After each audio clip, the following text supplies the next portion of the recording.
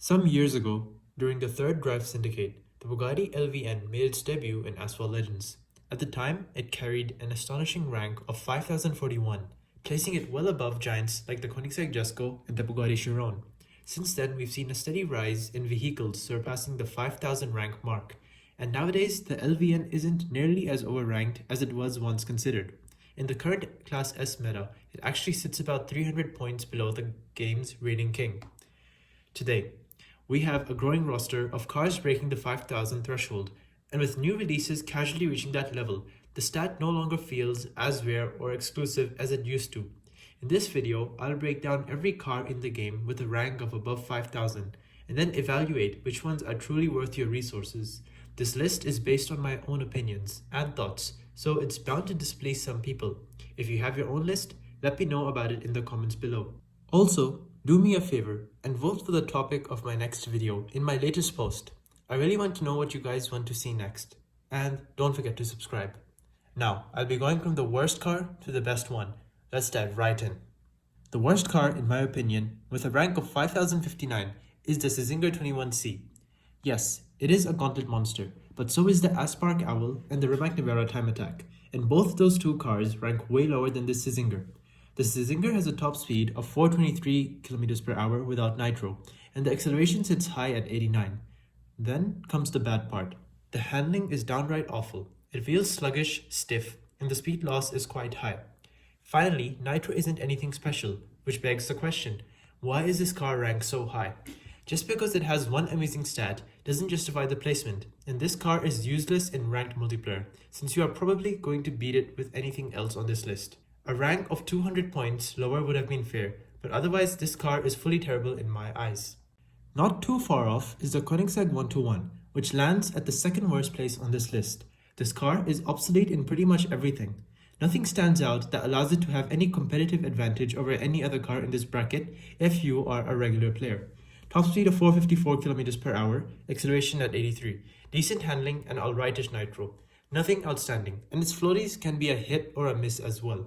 This car is extremely pleasant to drive, which is why I place it above the Czinger, but this is another case of an incredibly overranked vehicle. True, it has better handling and acceleration than the Agera RS, but that alone does not justify the 121's 130 point higher rank than the Agera. The Agera RS is just simply better. The third worst car, in my opinion, is the Deus Vayanne. And trust me, I have spent a lot of time with this car, so I strongly believe this is one case of the car being too overranked to do anything competitive. The Deus does have great acceleration, paired with nice floats, but the speed is not the best, and the handling is quite heavy, paired with really low nitro. Again, while it's not a bad car at all, for its rank, it just does not seem fair to put this car any higher, since cars like the Raesr Aglaya are quite similar to the Vayanne, and the former car is ranked 200 points lower than this one. Nowadays, I have mine at 3 stars, and I use it extensively in Gauntlet, but in MP2, I'd never use it, which says a lot. I'd say go for the Rimac over this.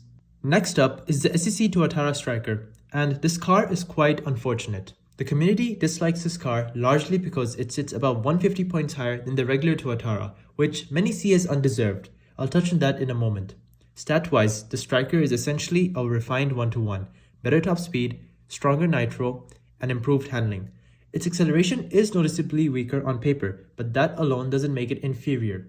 In practice, the Striker feels more consistent than the 1-to-1, thanks to its stable floaties, though both are still alright when compared to the competition at this rank. The hate it gets mostly is tied to expectations, not performance. The game's ranking system today is completely different from what the original Tuatara released with. Look at the Jesko, once the king, now sitting mid-S class despite there being worse cars above it. Rank doesn't equal value anymore. Viewed through the modern ranking system, the Striker is a reasonable option against cars like the Deus, LVN, Czinger, and 1-to-1. It holds its own, not amazing, but far from deserving the level of criticism it gets. Now comes the controversial car, the Raesr Tartarus. I have spoken many times about this car, and I'll keep it short here. The Tartarus was once the king of the game, and was undeserving of its position. An expectation that any car above 5000 should fulfill is being floaty. The Tartarus wasn't. It has low nitro, crap airspeed, climbs walls, and has bad drifting speed, which means it will get slaughtered against the likes of the Absolute, Imperium, and Devil. It really deserves a buff, and I'm expecting it to be in the next Drive Syndicate as a support car. Otherwise, it stays here as the 11th worst car of this list. Cracking into the top 10 best cars of the 5000 rank mark, I'll place the Zenvo Aurora Tour, another car which I see gets flagged for being undeserving of its rank. Personally, I find this car to be quite nice to drive with its sharp handling. With Nitro, the top speed reaches almost 500 km per hour, and the acceleration as well is mediocre. The Nitro is quite low, and this drags this car down from climbing any higher on this list. Personally, I'm quite intrigued to know why this car is not talked about much, and I'll leave it to you guys to let me know in the comments. The next car is the Bugatti LVN. I believe that this is one of the best looking cars in the game, and has some serious performance to back it up. The LVN has decent speed and nitro, combined with great acceleration and handling. However, the reason this car sits here is that the floats are really wide, and so mastering it is quite tricky, and often you lose most of your speed when you hit the wall. The LVN also climbs walls, so be careful with this one. It's like the Tuatara in some ways, so it's best to avoid using it on twisty tracks. The unpredictability of this car keeps it down at the 9th spot. At number 8, we have the Koenigsegg Chimera, the slowest car on this list, with a top speed of 413 km per hour, which is really unfortunate. This car would be overranked because of that, but the rest of the stats are quite good, which is why I keep it here. On any twisty track, the Chimera is bound to dominate if you are skilled, as its acceleration of 88 and great handling maintain as much speed as possible. The nitro is low, but that still doesn't change my verdict. Another thing is that it's a great content car, so it's a worthy investment if you choose to go for it. Number 7 belongs to the Mosler Super GT, with an acceleration value of 83 and high top speed. Some players have commented that this car has fake acceleration, which I can't personally confirm or deny. Then comes the handling, which is extremely unpredictable due to the bouncy suspension setup. This car also has floaty abilities, but again, it's very unpredictable. This car tends to go wide, overspins pretty frequently, and sometimes while floaty drifting, it jerks up and grips the road, losing speed quickly. So with this car, you do really need to nitro punch a lot to maintain the speed as much as possible. So yes, the Mosler does come with a slight learning curve, but if you can manage the wide drifting, the car is decent as well. I think, so for a car with such a high rank, it is solid, but not the best. I will die on this hill if I have to, but the Koenigsegg CC850 is the best looking car in this game, and also the best. You can't change my mind. However, I am a fair person, that's why the CC850 takes the 6th spot. I have no complaints from this car, although I'm quite sad to see it doesn't have as much of a high speed as it should have, since let's remember it's surrounded by cars like the Mosler, Bolide and Venom. Acceleration is great, handling is perfect, and nitro needs to be mastered. But once again, this car is amazing, and if it ever comes back, go for it. It'll give other 5000 plus rank cars a tough time. A car that will soon sit as the last car of Elite S, the Jesko Absolute is at number 5, ironically, but it's also one of the most unpredictable cars in Asphalt. Its acceleration is above average, but the nitro efficiency is low, and the handling takes serious practice to master. The Absolute also has a drifting mechanic where if you maintain a straight drift, the car accelerates like crazy, and that same effect works while wall riding. You can actually refill your nitro bar surprisingly fast this way, but that while drifting behavior makes it hard to keep control. The turns are wide, and maintaining top speed through them is a constant struggle. Floaties are extremely unpredictable in this, so it's always a wild guess whether you'll be nailing the corner or the wall. So while it's a beast in the right hands, its unpredictable nature keeps it from truly dominating.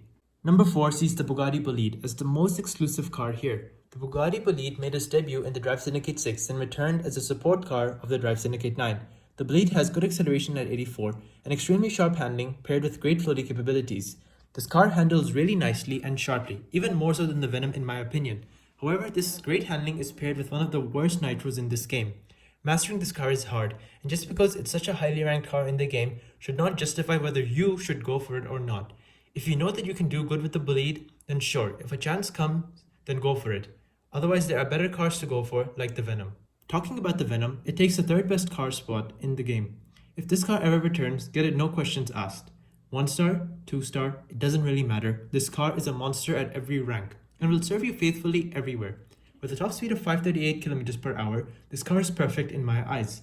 Decent acceleration with a stat of 80, and the best handling and floaty capabilities of the entire game. This car is stable while fully drifting and maintains its speed easily, unlike the Mosler. With a nitro of 46, I think it's fair for this car since the handling and floaties maintain speed quite well. Last seen in the Stars and Stripes spotlight, if this car makes a return, trust me, go for it like I said before. You will not be disappointed. The second place belongs to the Devil 16. With a top speed of 559 km per hour, the Devil is OP everywhere except for its horrendous airspeed and of course its low nitro. The speed retention of this vehicle is simply absurd, although its floaties are quite wide. So, should a beginner spend tokens on this? I think absolutely not. Its debut was with the Drive Syndicate 8 and now it's available for free in the Gauntlet store for those who are in Division 5, so get your Devil from there. But once again, this car is hard to master. Even I haven't done it yet. So my advice would be to only use tokens on it if you are certain that you will dominate in this vehicle. Finally, in my opinion, the best 5000 plus rank car in the game currently is the Arash Imperium. With a top speed of 548 km per hour and a massive 89 acceleration stat, the Imperium rockets off the line in any race.